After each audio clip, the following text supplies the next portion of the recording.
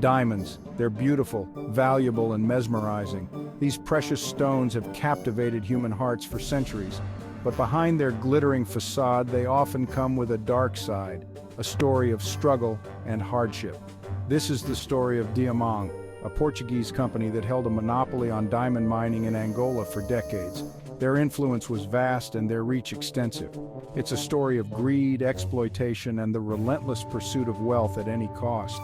The human cost of profit was immense, with countless lives affected by the harsh realities of diamond mining. Diamang, short for Companhia de Diamante de Angola, was founded in 1917. This marked the beginning of a new era in Angola's history. It was a time of colonialism, and European powers were hungry for Africa's resources. The continent was seen as a treasure trove waiting to be exploited. Angola, with its vast diamond reserves, was a prime target. The land was rich, and the potential for profit was enormous. Diamang's mission was simple: extract as many diamonds as possible, regardless of the consequences. The company quickly gained control of the most productive mines, establishing a stronghold over the region's diamond industry. They built a system that benefited them, with little regard for the people or the land. The environment suffered, and so did the local communities. This is where the story gets dark. Buckle up, folks. The tale of Diamang is not for the faint-hearted. This is some real-life blood diamond stuff. The legacy of Diamang is a stark reminder of the true cost of luxury. Diamang didn't play fair. They manipulated the system to their advantage. They used their influence over the Portuguese government to secure a monopoly, ensuring no other company could compete. This meant they were the only game in town, the sole controllers of the diamond industry in Angola. No competition, no alternatives for the Angolan people. They had no choice but to work for Diamang. This monopoly was the root of Diamang's power.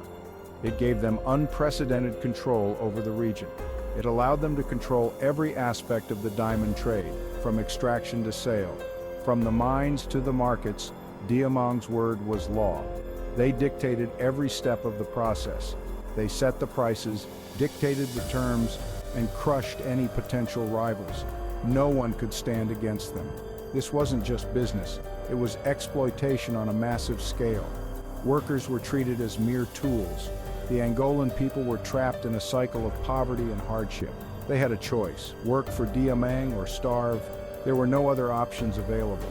Imagine being forced to work for a company that doesn't care about you, your family, or your future. The despair was palpable. That was the reality for millions under Diamang's rule.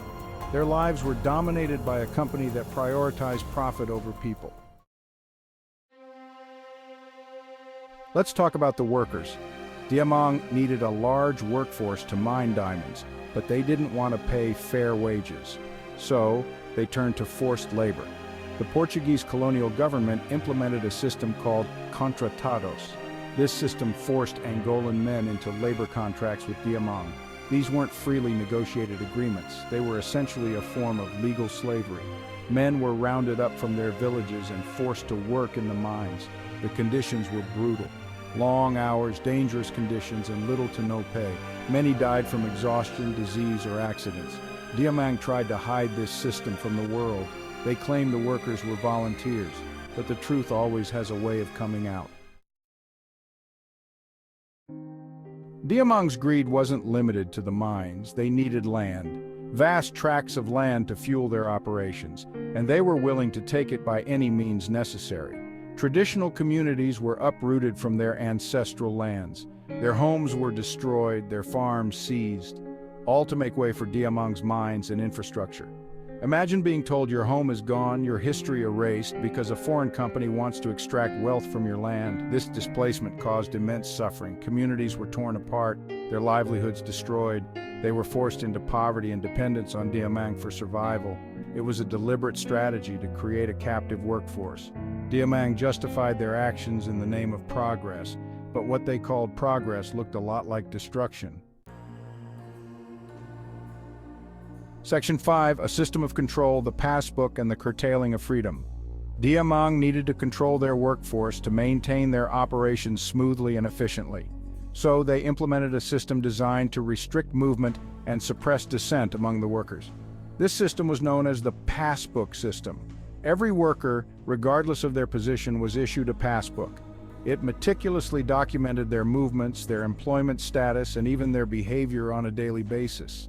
Want to leave the mining compound for any reason? You had to get explicit permission from your Diamang overseer. Want to visit family in a neighboring village? Your passbook needed to be stamped and approved. This system effectively stripped away basic freedoms that many take for granted. It turned workers into prisoners in their own land, unable to move freely or make decisions for themselves. The passbook system wasn't just about maintaining control over the workforce, it was about creating a pervasive climate of fear and intimidation. Step out of line, speak out against Diamang, and you risked losing everything you had. Your job, your home, and your freedom were all at stake. This system of control was a chilling example of how far Diamang was willing to go to protect their profits and maintain their dominance over the workers. The passbook system left a lasting impact on the lives of the Angolan workers, a stark reminder of the lengths to which corporations will go to maintain power. Section 6, Corruption and Greed, the Diamang Empire's dark heart.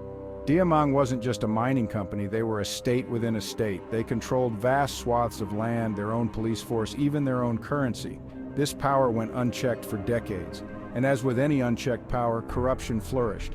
Bribes, kickbacks, and shady deals became commonplace. Diamang officials lived lavish lifestyles while Angolan workers toiled in poverty. The company's profits flowed back to Portugal, enriching the colonial elite and leaving Angola depleted. This wasn't just about diamonds, it was about greed, power, and exploitation on a massive scale. Section 7, Cracks in the Facade, International Condemnation and Growing Unrest.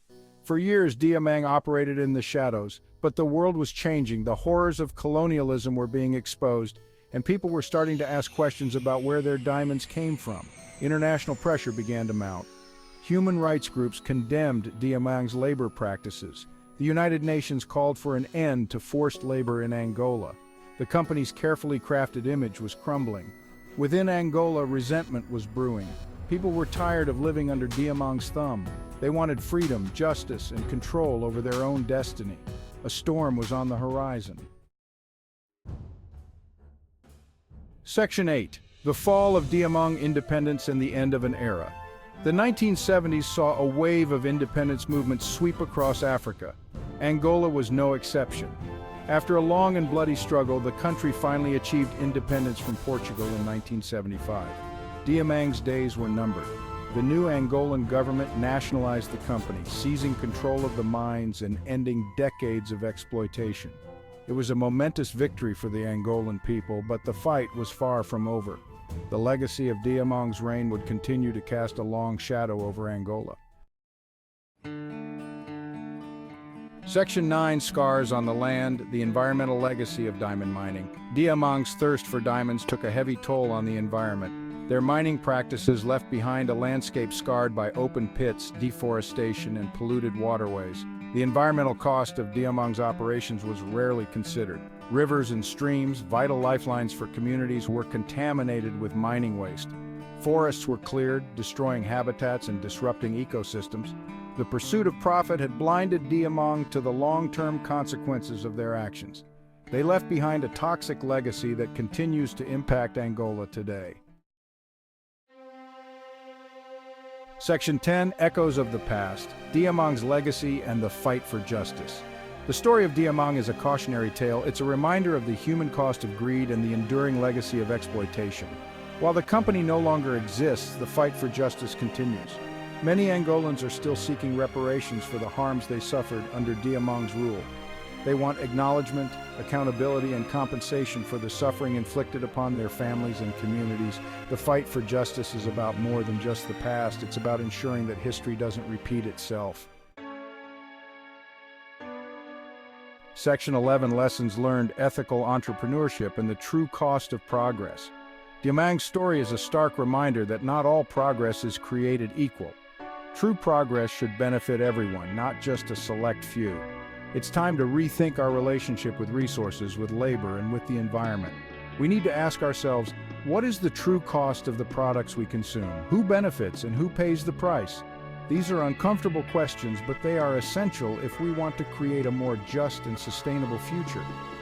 Let the story of Diamang serve as a warning.